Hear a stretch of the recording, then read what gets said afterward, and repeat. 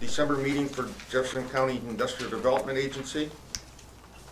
At this time, is there any one from the floor? I'll extend privilege to the floor to anyone that would like to address the board.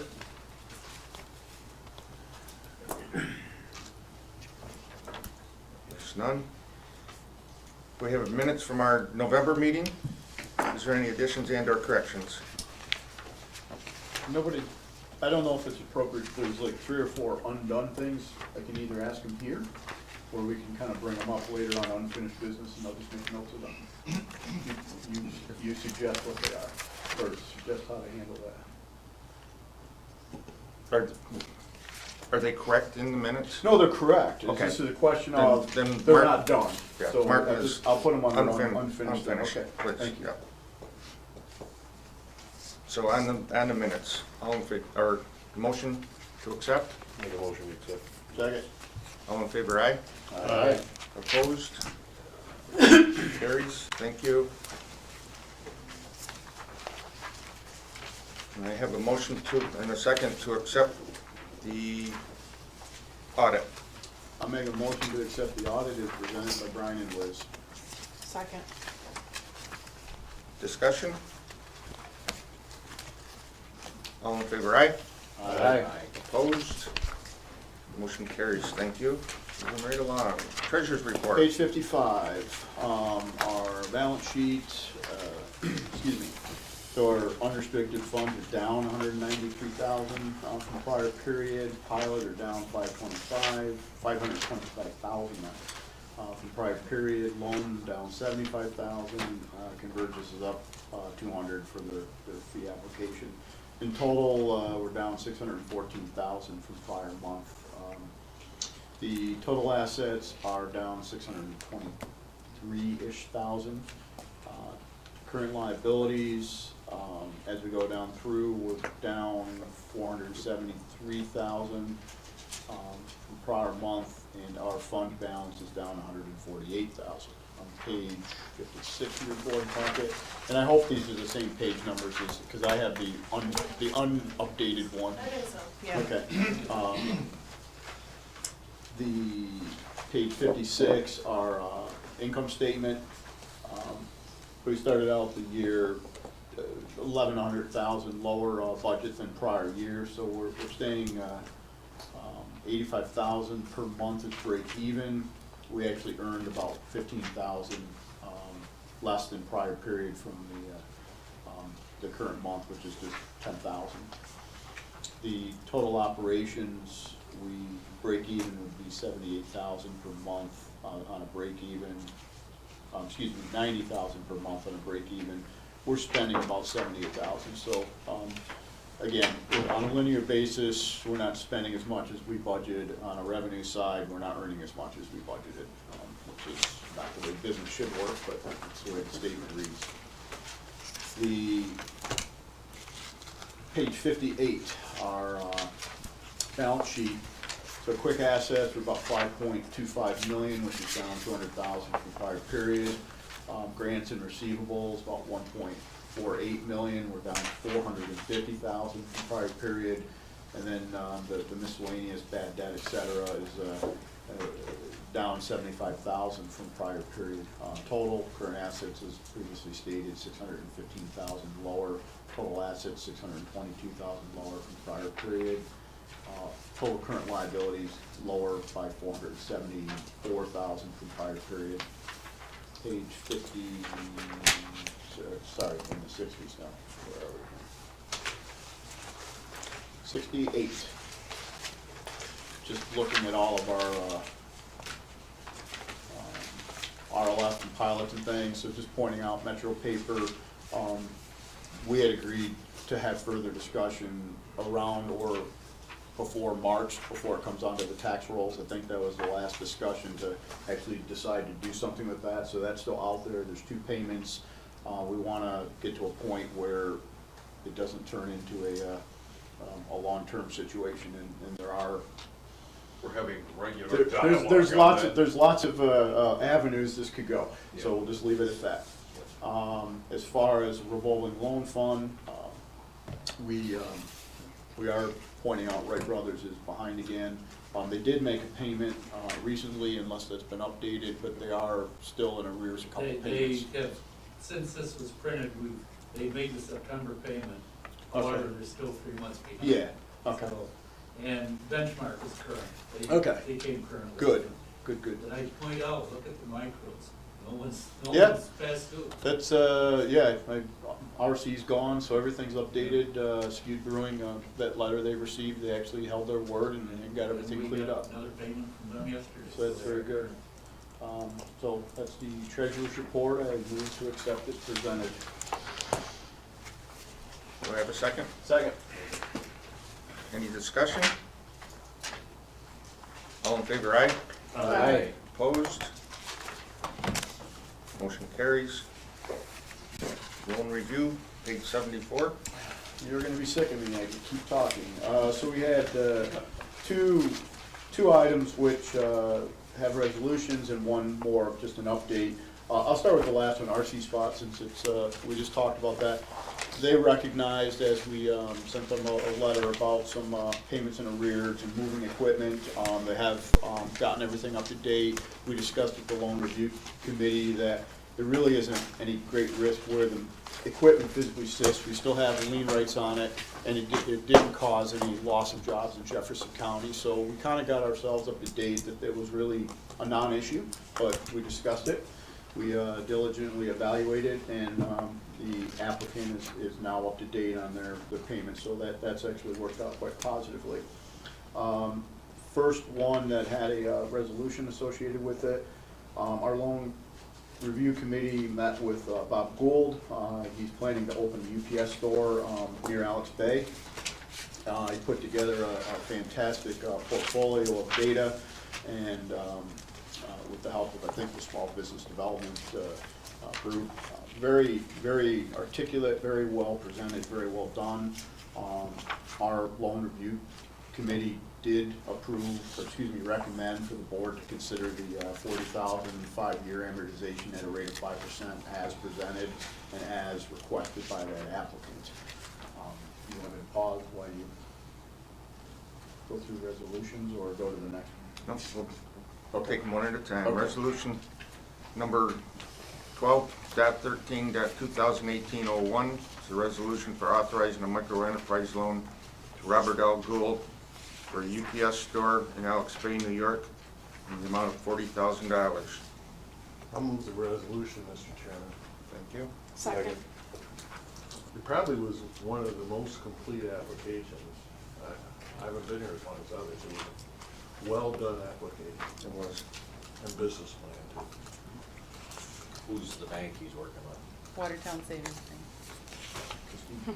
That you're, under your, That was a pretty quick response, wasn't it? Just point. Any further discussion on the resolution? All in favor, aye? Aye. Opposed? Carries. Thank you. I would say equally as well presented, and also a very, very good application was Bill Gaudette. His wife Deborah was unable to make the meeting and state her case, but very well done. He is looking to start a virtual reality sports complex, which would focus on golf and some archery and some pistol shooting and, some other sports, but it was predominantly golf as I took away presenting, and then the secondary, the pistol shooting, which would allow law enforcement agencies and military to certify. It had some very, very good attributes to his proposal. Golf seemed to be the biggest trigger that I'm not a bug of liking golf, but during the winter, people who like it, I guess if they can't afford to travel to South Carolina to play, they can go to the Watertown Sports Complex that Bill is presenting. So our 4 out of 5 machines were. yeah, 4 out of 5. Apparently, it's an important sport.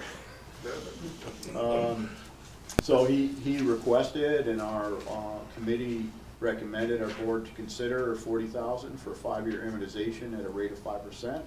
And again, I do say it was equally as well presented, and I also would like to point out, there was no bearing on our application, but Bill was a double Bronze Star recipient, and we thanked him for his years of service and his contribution to this country. Do we know if he has bank participation yet? The trust is going to do the 40,000. Yeah. I spoke with Dan. There He's won't been be any discussing bank with the involved. bank, Paul, but that would be on a personal loan basis, not a business loan. Well, he was discussing a business loan through the VA with a bank in Syracuse, and he said the rate was prohibitive. Just below usury. We met with him yesterday. David So he has and I his along. financing in place? Well, to the extent that we know, I mean, Yeah, the okay. trust loan review Mhm. agreed with our loan review yesterday. They'll present to Mhm. the Okay.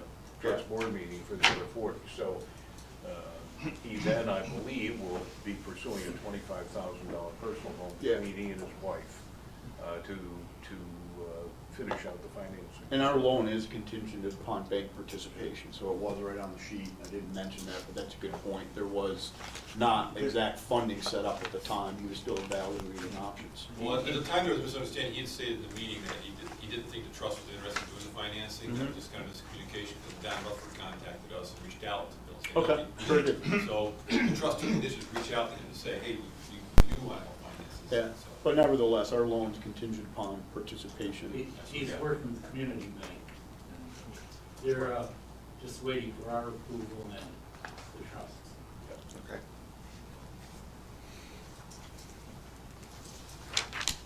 See if I can find my resolution.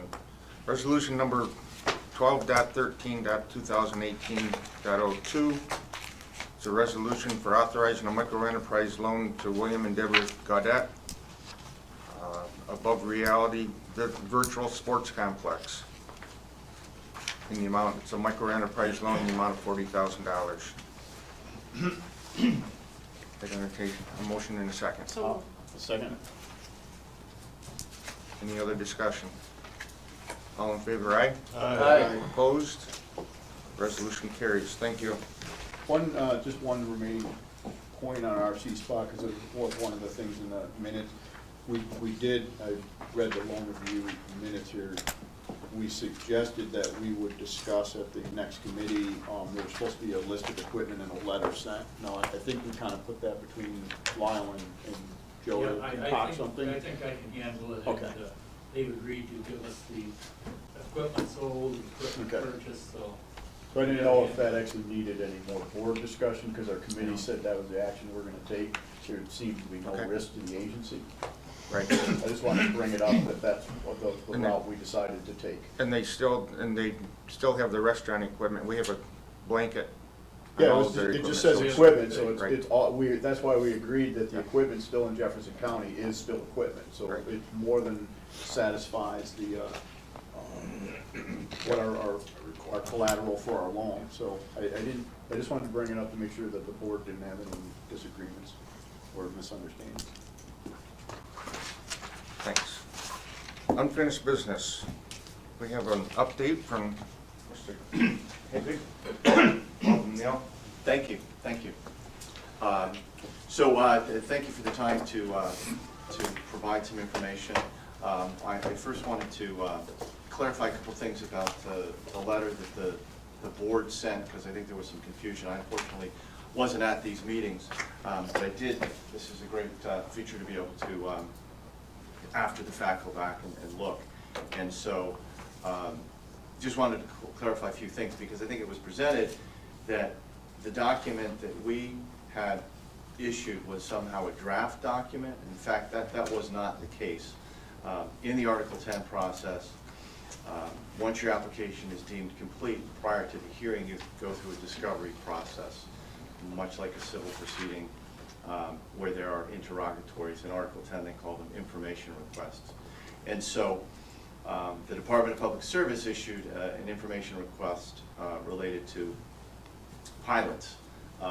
Now, one of the confusions was that that's not a confidential document. At the same time, it's not a public document. So those information requests go from the parties in the proceeding to whoever the information request is directed to. And then the responses go back. And the judges said, we don't want those put on the document matter management website.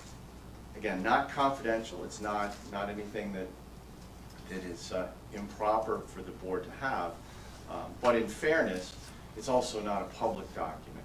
And so the letter represented some criticism based on our response when our response wasn't public.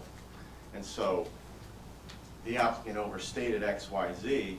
Somebody reading that doesn't know what X, Y, Z is because they didn't see it. So just wanted to clarify that. It wasn't a draft document, it was a final document, it was our response. I was frankly a little bit disappointed at the substance of the letter, because the board response said, the applicant has overstated the status. That was a direct question from the Department of Public Service. What is the status? And if you go back and read the document, the status, my response to that was, we had a meeting. The school board, number one, we had a meeting. Number two, the school board superintendent said they needed to have a meeting to get their board's buy-in. And we agreed to have another meeting after that happened. That's all it said. That was the response to the question of what is the status.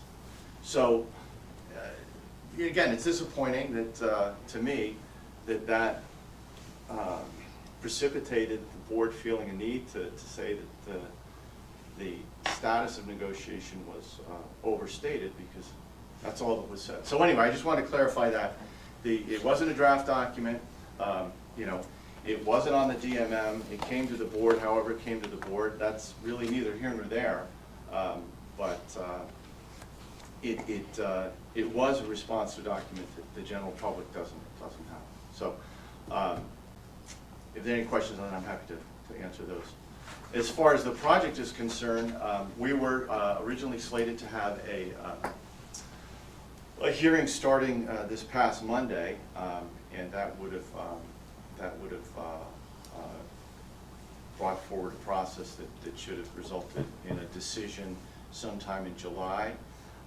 There were some wildlife issues related to an eagle's nest. In parallel, we have decided to go with a different turbine. So there'll be 24 turbines instead of 30 turbines. So we're in the process of preparing an application amendment, which we hope to submit sometime next week. But because of that delay in the process, we had a fairly aggressive schedule which would lead to construction in 2020. That became untenable, given a 2+ month delay. So we had to defer the schedule.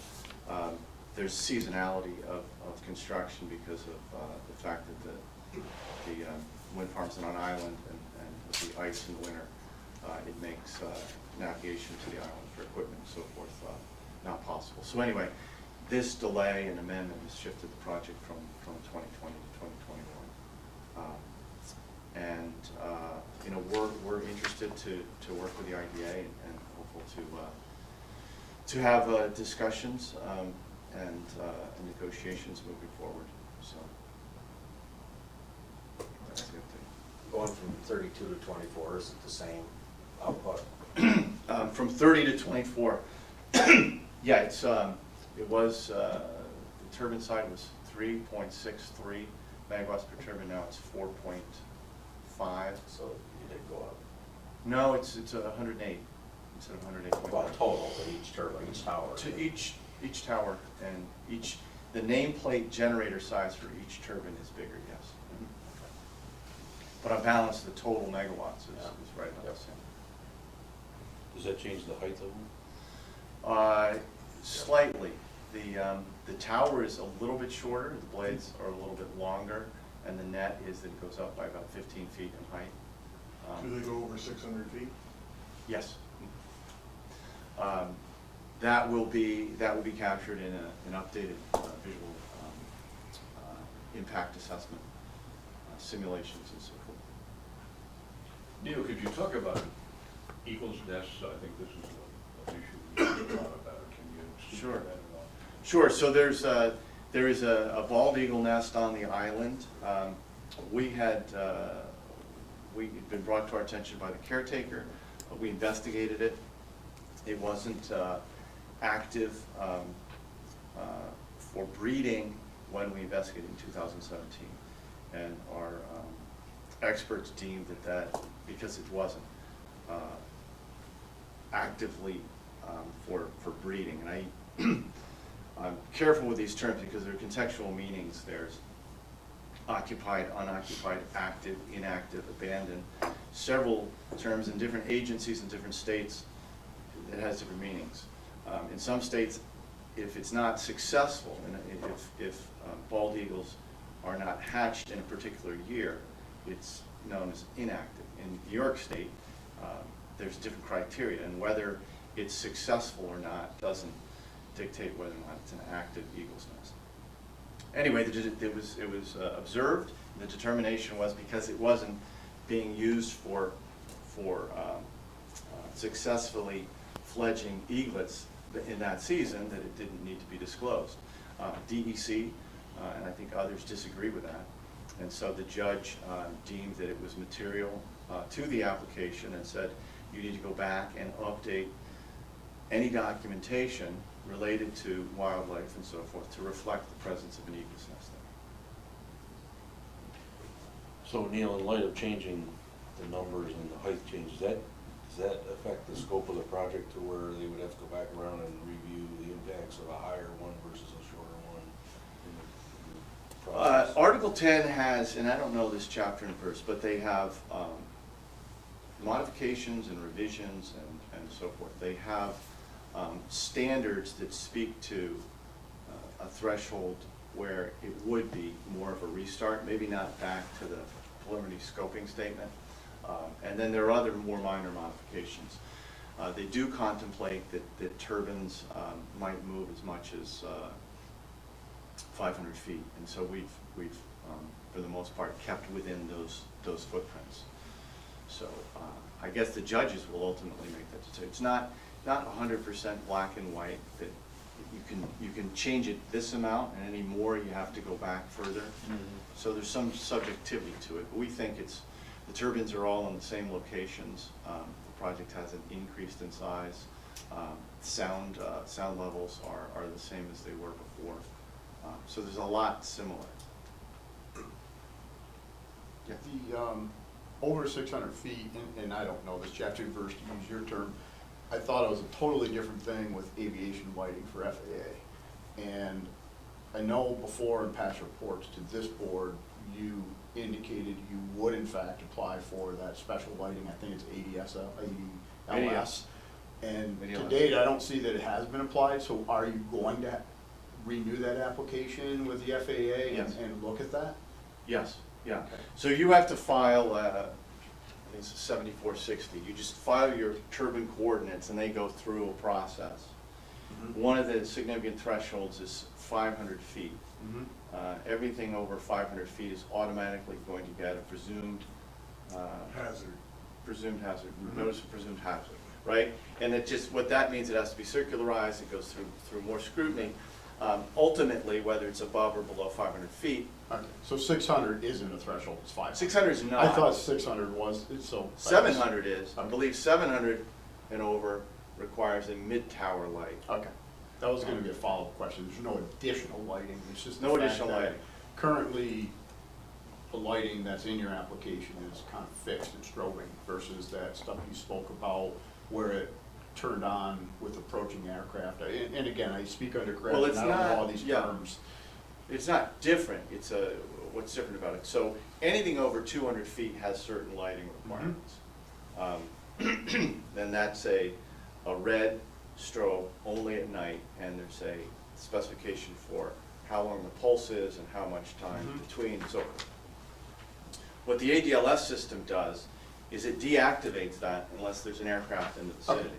So you can have that night lighting over 200 feet, 500, 600 feet, it doesn't matter. You can add an ADLS system to anything, be it 3, 4, 5, 600 feet. So we were working with a vendor that discontinued their product, so we went back and found a different vendor. But we wanted to get it approved for the new coordinates. So now the new coordinates have been filed actually quite recently, in like the last week or two. We'll then submit the specific radar-activated lighting plan Okay. for that particular array. For the new one, because you didn't for the old one, correct? No, it was, and I don't know, you can go out and I find. just looked at the FAA site, because it was something that I think Marshall actually brought up, that was his big objection about the strobe lights. Yeah. And you did make a presentation to our board, and again, I don't understand these forms half the time, but it does not appear on the FAA site that that's been not approved. Yeah, you can find the Application coordinates and the fact that someone has applied Okay. for it.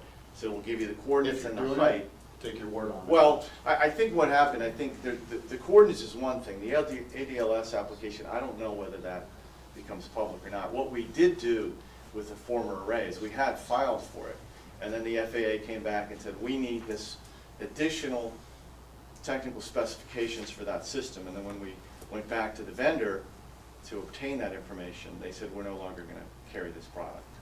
So then we went back to the drawing board, found a different vendor. But in the meantime, the array was changing, so we've held.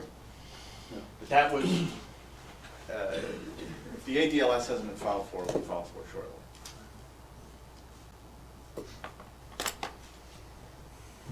Is your approach to the pilot versus 487 changed now that the school board of Hounsfield has opted out? They sent us a letter and they said, look, don't take this negatively, but we are opting out to preserve our ability to negotiate, which is not an absolute requirement. I mean, you can always say, we're in, but if we don't like the numbers, we're going to go out. But several school boards across the state in the past have opted out as a means to. Because The problem is, Neil, if they opt out, they don't have the legal ability to negotiate a pilot. They don't have they're gonna have to opt back in to have to authorize a pilot. Through 47. Through 487. The only option they have, if they stay out of 487, is to come to the IDA. So the school thinks they can negotiate a pilot when they don't authorize that exemption, they're mistaken. I had a call from a school board member I'm supposed to meet with to explain Yeah. that. But hopefully, when Mr. McAuliffe meets with the school boards, he can re-explain that. And part of that is due to misinformation, well, a mistake in a presentation at both these years, but there was still some unanswered questions, but. And Joe or Dave, if you've ever dealt with 487, if No, they I agree opt with out, you. I agree with you, Paul, completely. they don't have the authority to negotiate a pilot. And Yeah. I would have advised them to stay in and just make it clear they want a pilot. Well, my question was kind of the other way, because at one time, you did indicate, and you fully had the rights to do this, evaluating what is the better option for Apex, Yeah. 487 or pilot. And 487 is, the county's already taken a role, you're paying full taxes no matter which way you go, and the schools clearly send a message there now, so you have one set of dollars values on 487, and you have another. And I'm agree with oversimplifying. Well, I wouldn't say that the school board's clearly taking the message. The school board, under the advice of someone, and Paul raises a good point, maybe an unintended consequence, the school board opted out to protect the default, which is no revenue at all. And I've heard of that being done before. Most of the wind pilots in the last 12 years have been IDA pilots and not 487 because of some of the additional benefits to it. But no, the letter from the school said this happened. Don't take this as an indication that we're not interested in negotiating. But I think for several reasons, it's better to go for both us and for the tax jurisdictions and for the IDA. I mean, it represents a substantial IDA revenue. I noted that you said that the IDA fee revenues were down this year. So it's good for that perspective. The flexibility on term is good. The fact that it affords property or sales tax exemption is good because that money's going to Albany otherwise. If it doesn't, then you know the project has more flexibility to share some of that windfall. I know this is kind of more a committee matter, but IDA, your application is still with the loan review committee. We're pending like a bunch of things that you were still working on, and obviously we didn't want to collect sensitive data if you weren't prepared to kind of go forward in rapid fashion, and there have been some delays, as you've noted. With all of this new layout and all this new information, I would assume we'd get an updated application with the new That's a good facts and point, we should figures. do that, but to your point that my perspective, or my understanding is the board wasn't waiting on anything from us. We haven't asked you for other stuff. Okay. And Dave, maybe I think it's still in loan review, but maybe I'm wrong. I thought you shoved it back to committee pending collecting data. That's where I have it in my mind, and I could be wrong. We deemed it Yeah, complete, and then you put it back in committee to The collect the data. application was complete, but if you've changed it now, Well, Sorry. we've changed it, Yeah. I've shared that Yeah, now, I'm so- not saying yeah. that's not happening, but, it But was we're- deemed complete almost a year ago, so. I don't care where it is, I'm just asking the question about, it doesn't matter where board or committee, we clearly need a fairly updated application with, New costs. new everything, because everything's. I mean, we have a new application, I mean, I hope we're not suggesting we need another fee, but we should. No, God, Why don't no. we just ask for an updated? Yeah. yeah, he said, Neil just said that he was gonna. Yeah. Who said get an updated? No, it's more than It one. wasn't on my Sorry radar to screen. confuse you with Yeah. all the loan review, and that was sort of a Yeah. side conversation. No, that's a fair point, that, Yeah. that it speaks to 30 turbines and Yeah. some other things. But so we can We'll let update you, that. we'll let you, champion when that needs to be presented, when you have the right information, because, I think there's a timetable from our perspective, if we've got information coming in, and it does need to go through loan review. Part of that too, Dave, we were waiting for the tax jurisdiction getting to kind of figure out what they wanted to do, so Correct. kind of starting Yeah. negotiations from their standpoint to then Yeah. start negotiating that. the only document we never did get, and we said, let's not ask for it, was your balance sheet. That was supposed to be given confidentially to the CFO. Well, there were some issues with non-disclosures. I mean, and that's why we don't Well, wanna that collect got- data. The non-disclosure statement got it. We did not want to collect data that could potentially be sensitive if we weren't actually having regular hearings on the application. So we said, we don't want to spend the money you put on retainer, we don't want to collect sensitive data. And that was kind of I thought more of a committee, maybe not board. It's foggy, this seems like a year ago now. It was a year ago. I It's don't been- remember last week. So, Look, But anyway, so just to add, we kind of this is all part of the process we go through, is these Yeah. applications Yep. wend their way. This application is significantly different than others because of its size and because of the Article 10 process and so on.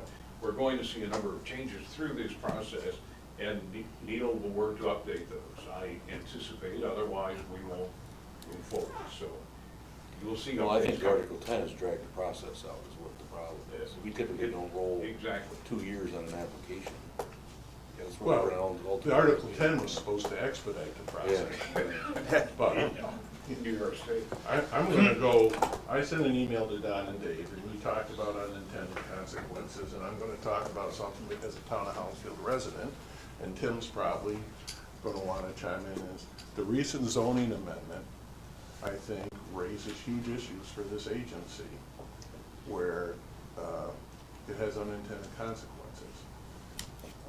It amends the zoning townwide to allow wind farms without creating any substantial regulations. In the town zoning ordinance, there's 6 pages on solar, and there's 4 words on wind power generation facilities. And I guess what I'm suggesting, I gotta hope that Henderson wins, so that we can have a discussion now that we know we're 2 years out, because this could affect our air park. It could affect the airport with the current zoning in the town, while it's not exactly for Galoo, but I think we should be trying to convince the town that if they want wind development, to develop reasonable wind development standards like a lot of other communities have, and then find a way to look where it's appropriate in the town. Because right now, what they did, I think, is open up the entire town to consideration of wind farms.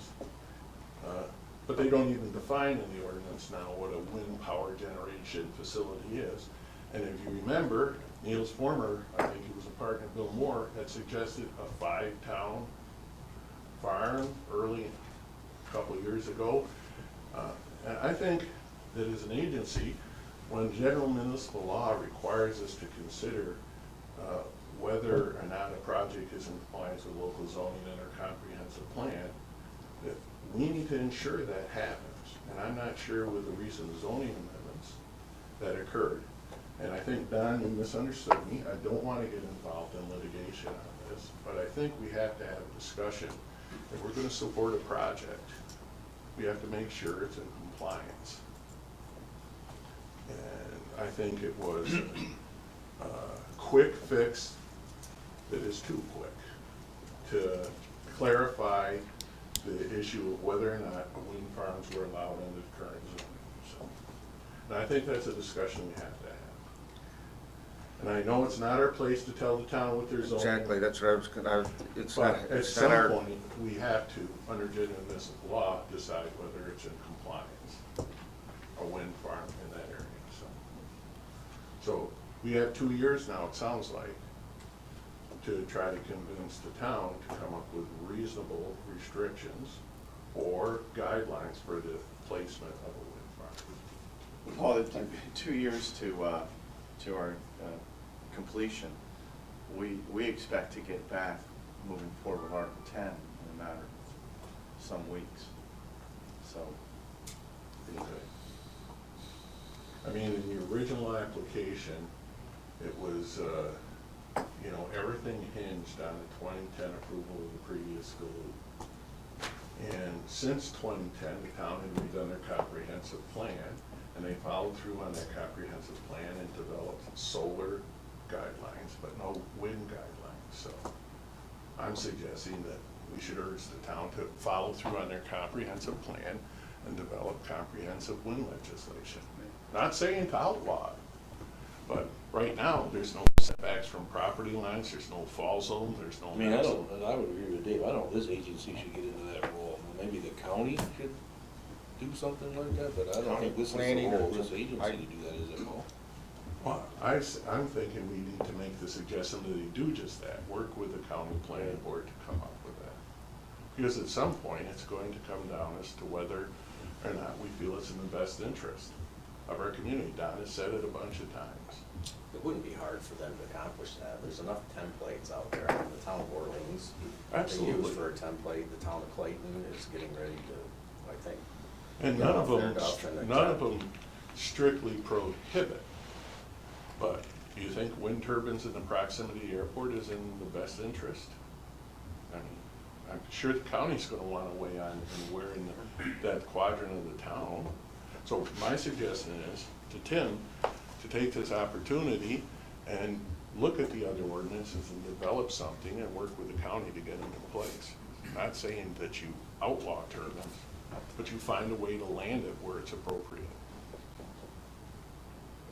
And for them to do that, it really shouldn't affect your timeline moving forward 2 years. And to Ed's point, the ordinances that are out there do define where they are appropriate within the municipality. So you raised a lawsuit, Paul, I mean, I imagine by the time we get to some point, which we're a long way from in terms of whether we're gonna approve or disapprove the pilot, this other issue will be resolved, and then we can start to. I would hope it would be. Right, It'll move so fairly in other words, it shouldn't affect our timeline curve. I would agree with that. Isn't there a time? Question on timeline, Neil. Yes. Because I don't know if there is a timeline for this. The monies that have been put forth for intervenor funding, do they have a sort of an end date-ish? Like, do they have to be done, the studies and things that have been approved to be paid for and put facts out onto the public matter site? Do they have to be done by a certain time? Well, I'll give you my thought on that, is that the intervenor funding is to support parties that are interested in augmenting the record, bringing what they feel is appropriate to be considered by the administrative law judges and ultimately the citing board. There will be a hearing at some point, and then testimony closes at that point. Okay. Subsequent to that, there will be briefs. But the briefs can only speak to the evidence that was before the judges Okay. prior to the end of the hearing. But So is that 3 months from now, 6 months from now, a year from now? I'm just trying to find, we don't know. What the judges said is, we were scheduled to start our hearings December 10th. They said, Okay. this, we're putting a stay in, you have to amend your application. Okay. Once you amend it, submit it, we're gonna convene a procedural conference to discuss the new schedule moving forward. I would not expect the hearing at this point to take place before February, at least, but I don't, it could be well longer than that. And so I understand, the hearing then would include the studies that have been approved and paid for by the intervenor fund as part of those hearings, or is that subsequent to the start of the hearing? I think you can introduce anything, you can introduce new evidence up until the end of the hearing. Okay. But you would think that, you know, if something new comes in day 5 of the hearing, I think the other parties are going to object to say, we haven't had a chance to file rebuttal testimony or cross-examine and so forth. So, as a general matter, I think you want to complete your discovery or complete your evidence preparation and submit your testimony sometime in advance of the hearing. So from the IDA standpoint, our last charge was to staff to meet with the taxing jurisdictions and start that process over there. Neil says he's gonna update his application coming forward. And Dave, Don, where are we with the meetings with the I think right now we're waiting, the school is kind of working with some kind of analyzing all the various aspects of how whatever they do for if there were some payments, how that would affect their tax cap and school aid and such. I think that's what we're waiting for at this point in time, aren't we, Tim? We got a meeting this afternoon to try to get things going. So, Okay. So- Might I be able to have an opportunity to add to Paul's comments? Paul, last night I introduced local law number 1 of 2019 and scheduled a public hearing to rescind local law number 2 of 2018. That mishap was totally my responsibility. It was a misunderstanding from our attorney in Messina, and I should have never moved that forward through the board for approval. And so, first meeting in January, we intend to rescind that local law, allowing the definition of essential services. It was a knee-jerk reaction to the town of Henderson pointing out that our zoning did not allow for wind turbines on Blue Island. And because in the previous project, they filed a legal challenge against the town, and we knew that if we didn't do something, they were going to file a legal challenge against us this time as well.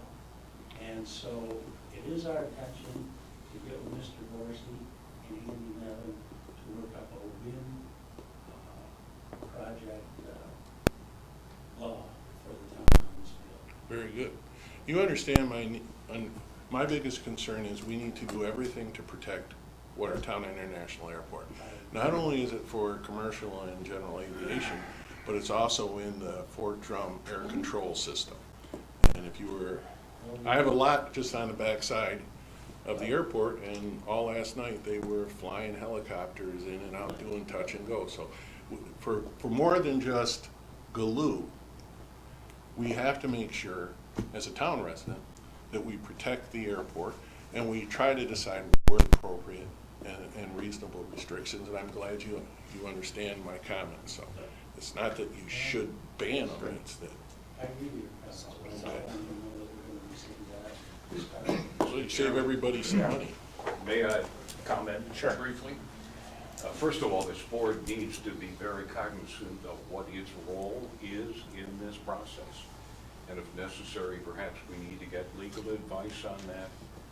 Our role is very specific in this process. We're trying our very best to find the best way to tax this facility and to present what we consider to be the best opportunity for advancement of the community to the elected jurisdictions. No more, no less. We are not in the business of establishing zoning or any of the other kinds of criteria. that we are going to have to address when we work our way through this process, but not develop. We can say to Timmy, we don't think this process is appropriate, but that's guidance, that's counsel. That's not our role. Secondly, the process is well underway, and we have a number of sticky wickets that are gonna have to be dealt with before we ever come back to this organization with a more formal approach for you to say yay or nay to. And more than that, there is an issue out here relative to the schools which is much more impactful than just this project.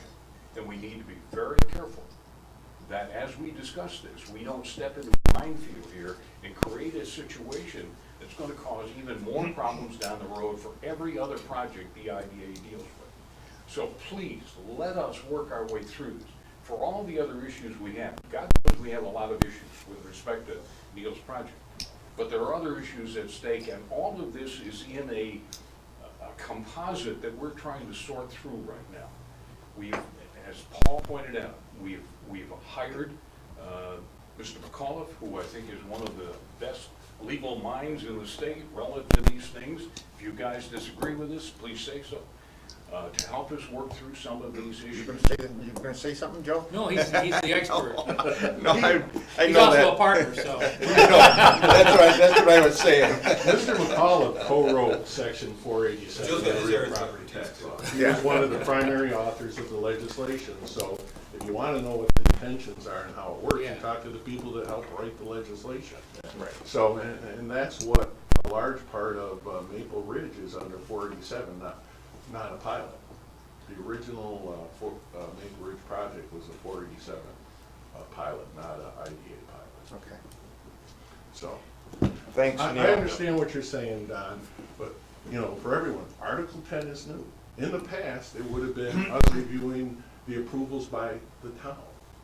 Now, it is by Article 10, so this is new grounds for everyone. So it doesn't surprise me that there's issues coming up that we haven't dealt with before. And there's only been one wind project in New York State approved through the Article 10 process so far. So while it may sound like we're spinning wheels or we're jerking around, it's totally new grounds for everyone. And as we go forward, and I got a partial problem with it, a bunch of governor appointees are gonna be making the decision on what's best for Jefferson County instead of the local officials. They've taken away home rule and given it to the governor, who has his own agenda as it relates to alternative energy. So Sure. my soapbox is. Well, but along those Getting slippery, lines, Paul. to your point, John, you're referencing renewable energy. You know, and we've got other projects that are rolling out that are going to potentially make Galoo look like a small project. The impacts of a potential of a pilot on a school system are enormous. And we have to be very clear, not just this pilot, but every pilot. How does that impact the 2% property tax cap? How does that affect school aid? Because it is going to be, therefore, a school board's responsibility to determine the best approach. If the best approach is to stay away from pilots, what does that do to this agency? What does it do to all the projects which we're out there working very hard to bring to the community? And I'm not talking about wind projects, I'm not talking about even energy projects. I'm talking about general projects which are going to be impacted by our ability to develop using a pilot. It's one of the very few tools we have left in the state of New York. And it's a terrible mess, and every time we bring one of these, I know for a fact we're gonna throw a hand grenade in the middle of a board meeting. I don't wanna do that. I don't wanna be the bad guy in all of this stuff. I think the people at the end of the room think I have nothing to do but spend my time figuring out how I'm gonna impact negatively the poor people down in Henderson. I love those people down there. But the point is that we have this situation now, which has been created not by us, by somebody in the state, and we're gonna have to deal with this situation. And what we don't wanna do is step into a minefield while we're trying to solve this problem for Neil, or whoever else we're working on. There's a general problem here we've got to get addressed. Paul brought the issue up very correctly when we tried to have a meeting recently with all the school boards. He said that our quote-unquote expert who came in was reading the law wrong, and Paul is right. No doubt about that. Don't say But- that on record. Yeah. Well, no, but I'm not trying to blow The smoke. bigger here. thing, I think what you're gonna be faced with, and I'm sorry, we can talk about it later, as it relates to pilots in schools, it's the state aid bigger than the tax cap. And it may be, we normally do a low assessment, then it escalates to full taxation. We may have to revamp how we look at pilots and how you structure them, because the real impact on schools, what I gleaned from that meeting from the state editor, is when the pilot ends, the school gets crucified. When that property goes from exempt to taxable, it's gonna have a massive impact on their school aid at the end of the pilot. So it can be just, instead of the thinking normally that you start low and you raise high, maybe you start high and go, and you decline them over a period of time, so at the end of the pilot, you don't have that hit. But until the state ed can, and the schools can figure out what's the best way to structure the terms of a pilot, it's gonna be hard going to get one approved. Am I close to Don? What- No, you're we right. heard No, that, Nate? Absolutely So right, Paul. you may have to think differently about how the terms of a pilot are written as it relates to schools. And we now have an opinion in hand from Attorney McAuliffe, which we have not yet shared with the school districts. It is our intent to do so. We're trying to set up a meeting now with the school districts and the attorneys and so on, so we can fully talk about this issue and try to determine what the best process way and the way forward is all about. And I'm just scared to death, and forgive me for being emotional about it, I'm just afraid that we do something that inadvertently creates a situation which long-term causes some serious problems.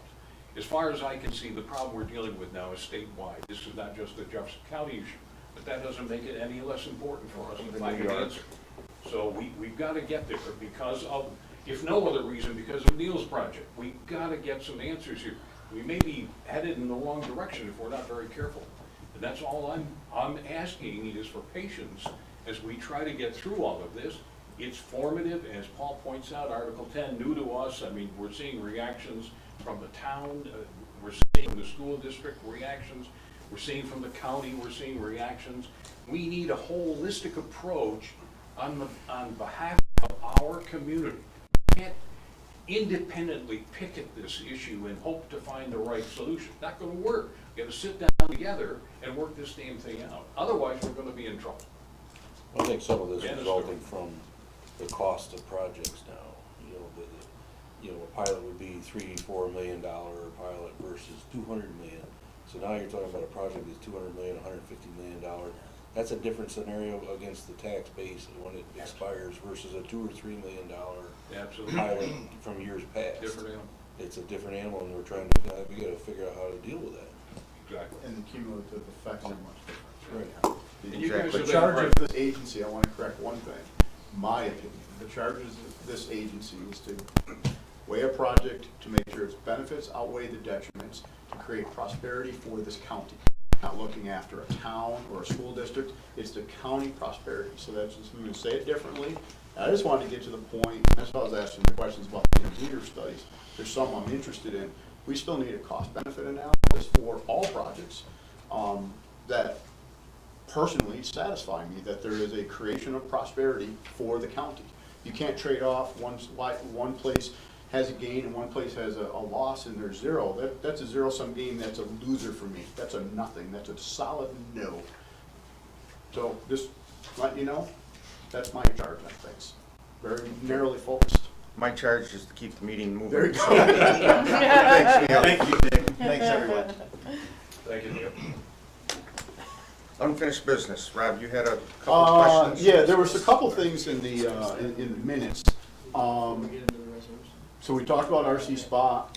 One was, You could have left at the end of the actually, those two guys. I don't know if we know. One was the, no, I don't, they're having a private meeting. The BCA contract, Dave said it would be available for the next meeting, which I think he meant this one. We're still Okay, negotiating. so that is, and then the recapture policy, I think that might or might not still be with Joe to look at. Yeah, Yeah, I think they wanted to push it off. knowing the It's just unfinished, Yeah, but no, it's on our, as of right now, it's gonna be on our January agenda. So BCA. There's some more tweaking. that we Yeah, need we to already do. talked about the RC spot letter earlier, so that one's good. That was it, Dave, thank you. Okay. Don, anything, any other unfinished? Nope. New business, counselor? There are two resolutions in the packet pertaining to the Carthage Dock Street project that I think everybody's familiar with. The second one is a preliminary inducement resolution. That is just starting the process to consider moving forward with a potential pilot. The first resolution is the seeker resolution, and accompanying that was the short form EAF, which everyone has had an opportunity, I assume, to see a review. Part one was prepared by the applicant. Part two was prepared by counsel for the agency with recommended answers. If anyone disagrees with those answers, you should state so in meeting. Otherwise, by adopting the resolution, you'll be accepting the negative declaration under seeker. Is the agency our agency? It's our agency, Okay. yes. And the seeker has to be adopted prior to the preliminary inducement resolution. So that would be the first thing to act on. And just one thing for, on the resolution where we refer to the salaries, this is, just, we've got a meeting with the tax jurisdiction and the project developer. They since formed Turning Point LLC, so that'll be the entity with whom we actually have the agreement. So we'll change So we that. probably need to amend the proposed resolution to replace Sauer with the LLC, because when we prepared this, they had not yet formed it. Joe, on the short form Yep. EAF, we're throwing this under unlisted, or is it falling It's an under type unlisted. two? It's Okay. an unlisted. I wasn't If it sure. was type 2, you wouldn't even have to do it. That's what I thought. I know there's questions with type two, but It's an it unlisted. was kind of an odd one where it fell, but it's probably a Yeah. safe place to put it. Yeah, it's unlisted. Okay, we have resolution number 12.13, 2018.03. It's an environmental resolution for Turning Point LLC, and it would be a negative declaration on an unlisted action for seeker. I will move the application with the change to an LLC. The resolution has to have that change. Turning Point LLC. That's Turning Point LLC. I'll move the resolution with that one change. Okay? Are we voting on the EAF or the inducement resolution? Yeah. Okay. You I'm talking about looking at the you action- talking about the inducement resolution, or is it? I have something in front of me. We're talking about the seeker, Environmental the resolution. environmental. Yeah, that needs to be changed too, to reference the Okay. LLC. No, I just didn't get to the front of that packet, sorry. 117. Yeah, man. Sorry. I was looking at the other resolution. So I have a motion. Do I have a second? I'll second it. Further discussion? All in favor, aye? Aye. The roll call. Roll call. Roll call vote, sorry. Dave, Yes. John, Yes. Bob, Yes. Ed, Yes. Paul, Yes. Bill, Yes. Lisa. Yes. Resolution carries. Thank you. And I have resolution number 12.13.2018.04. And it's a preliminary inducement resolution. And again, that would be changed to Turning Point LLC.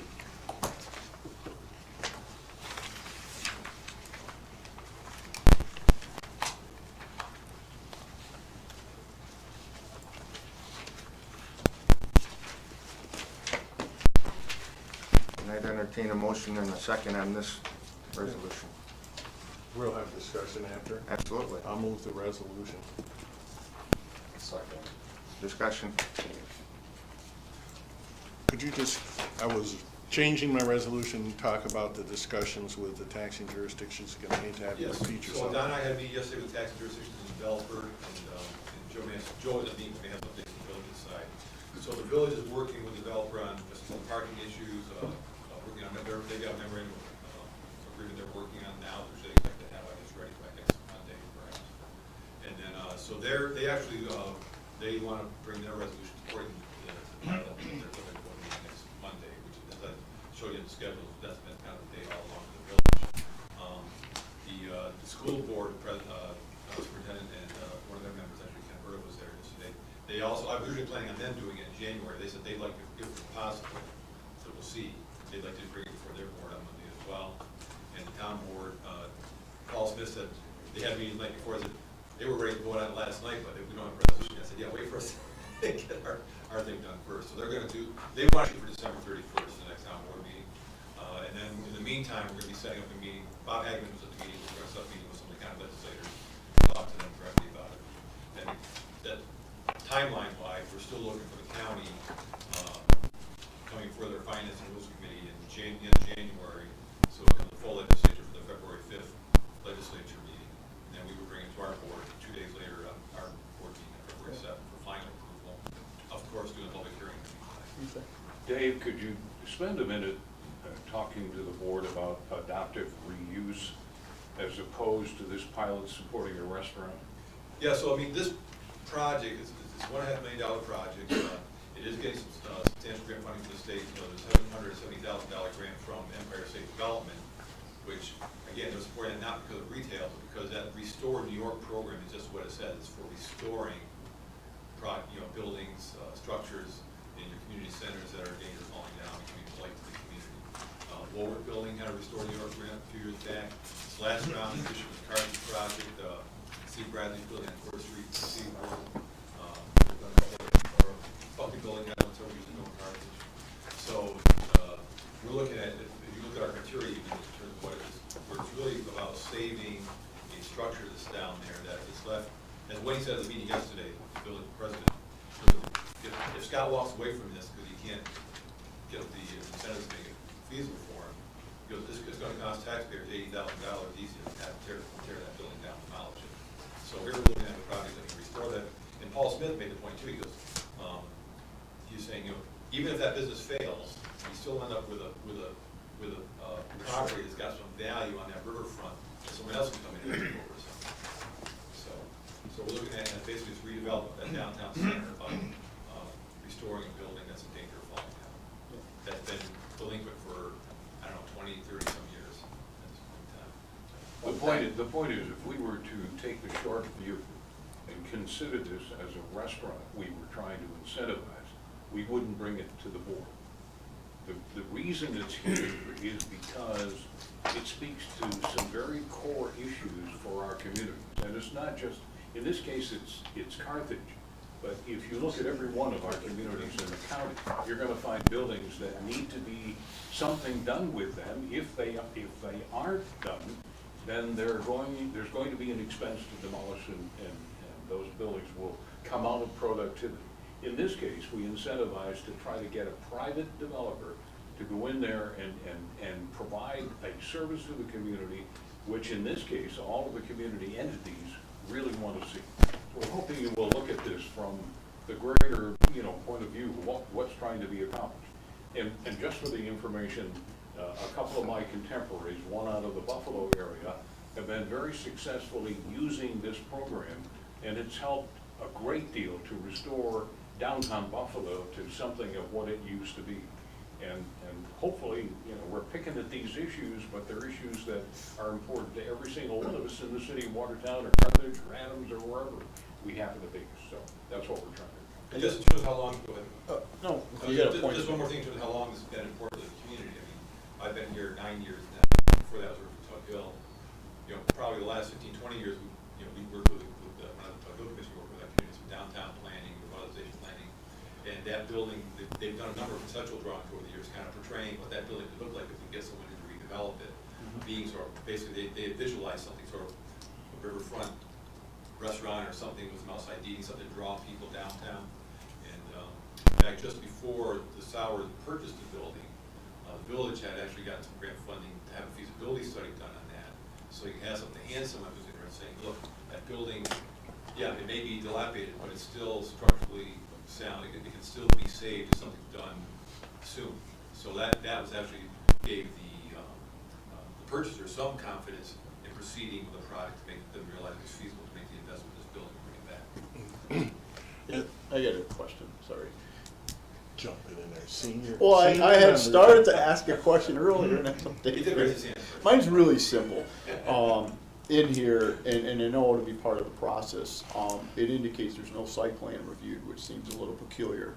can we just make sure the village and town both agree with that statement? Well, The town has no jurisdiction, it's within the village. It's in the village then? Yes, Okay. it's Like I located said, in the village. it is, it says from guidance, and I assume that's all The- truthful. The and they're code going for enforcement variance. officer has Okay. indicated they don't need any review, That- other than they may need a variance for the parking, even with this memorandum of understanding. Okay. So, As long Yeah, as we're. yes, I understand, just to clarify that too, so the memorandum of understanding, we get them close to what the requirement is for the parking. Yeah. And then Wayne, village president, actually, Okay. they're going to the ZBA, they talked to the ZBA already, feel they'll be comfortable with that variance, just because they've fallen a little bit short. They feel Okay. they- The reason I just bring it up, just from If I- my experience with our towns, this is a totally different use, and you would think there'd be sort of a site plan review with regards to, it's apparently different use. apparently it's permitted within the zoning If the, district, that's all they if need. every village and town has its own rights, that's why home rule exists, and We if let the that's the code case, it's enforcement the case. officer make that determination. I just wanted to ask the question and put a Yeah. question mark next to it, knowing we're being sued on this, very point. And actually, what's interesting is that just as a side, the village of Carthage, West Carthage, years ago, I think the county did that, too, they did sort of a coordinated zoning ordinances, so that people from the community, it was consistent from one side to the other. I think this, since I've been appointed, is the first preliminary inducement resolution we've done. We haven't done one in a while. So we do this resolution, that's the first vote. That kicks off the project from our And end.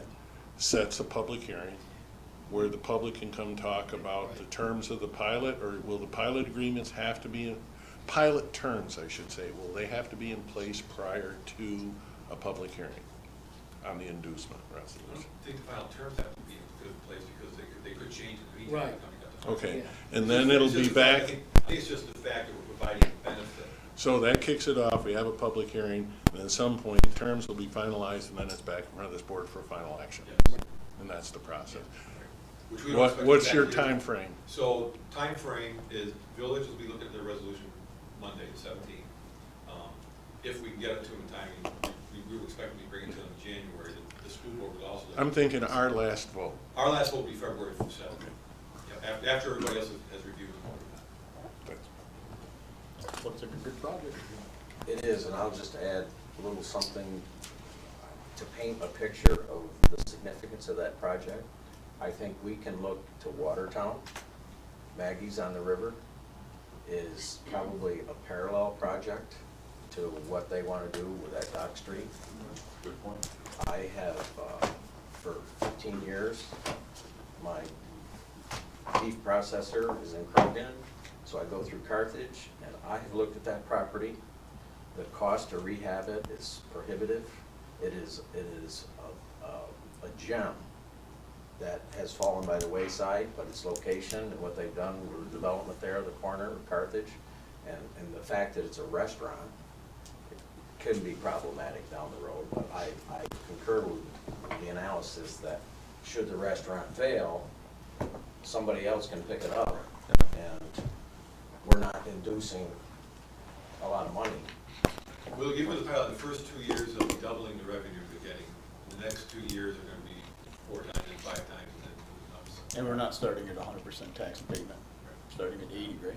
Going to 30, something like that. And it was very forcefully noted that this project would not move forward, thus meeting the but-for requirements without these incentives. The developer, husband and wife team said at yesterday's meeting, they simply could not do it. Financially, it's not viable unless we help them. And this is an investment. This is not a discounted tax rate. It's an investment in our community. And the communities have asked for it. And the communities have asked. Okay, on the resolution. Is this roll call vote too? Yes. Roll call vote, please. Dave, Yes. John, Rob, Yes. Ed, Yes. Paul, Yes. Bill, Yes. Lisa. Yes, Came up longer than I meant. Resolution carries, thank you. that was What did you say? decisive. I had my hand on my mouth and it came out a little louder than I meant. So Dave, you're gonna schedule something with the county then, again, to talk Yeah. about this? And we're trying. At this time, I'm going to ask for a motion to go into executive session Also move. for the purpose of discussing ongoing litigation. let the record state that I'm gonna depart due to a conflict, so. Are you gonna specifically allow our LDC members to sit in too? I think, You wanna sit in? I'm going to be part also. Oh, you chicken. Did we have a second? She doesn't wanna know what. I'll second it. all in favor, aye? Aye. Opposed?